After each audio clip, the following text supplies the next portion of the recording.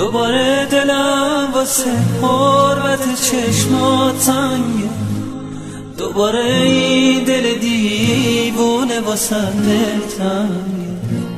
وقت از تو خوندن ستاره ترانه ها، اسم تو برای من قشنگترین آهنگه. بی تو یک پرنده اسیر بی پروازم، با تو اما میرسم به قله آوازم. اگه تا آخر این ترانه با من باشی، واسه تو سقفی از آهنگ و صدا میسازم.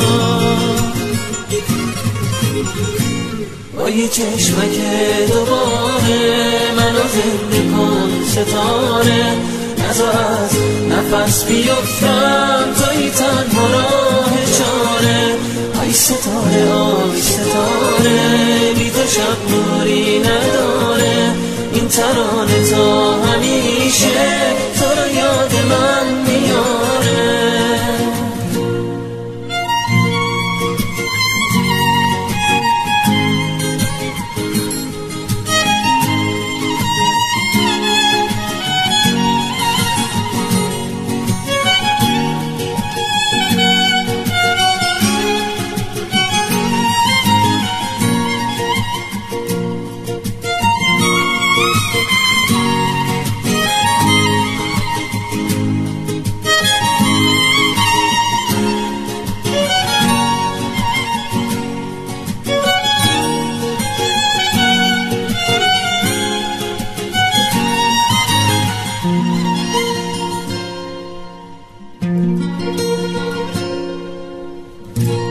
تویی که عشقم از نگاه من میخونی، تویی که تو تپش ترانه هم پنهونی، تویی که هم نفس همیشه آوازی، تویی که آخر قصه منو میدونی.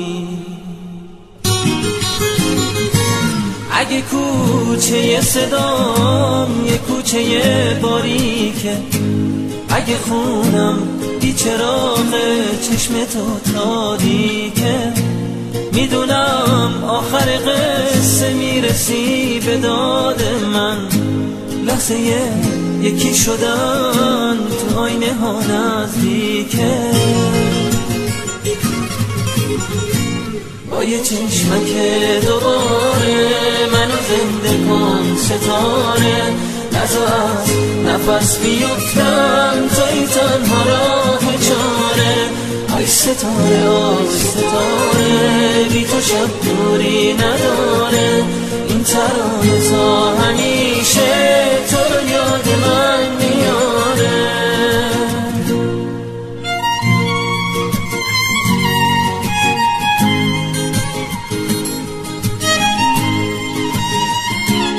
اگه کوچه صدام یه کوچه باریکه،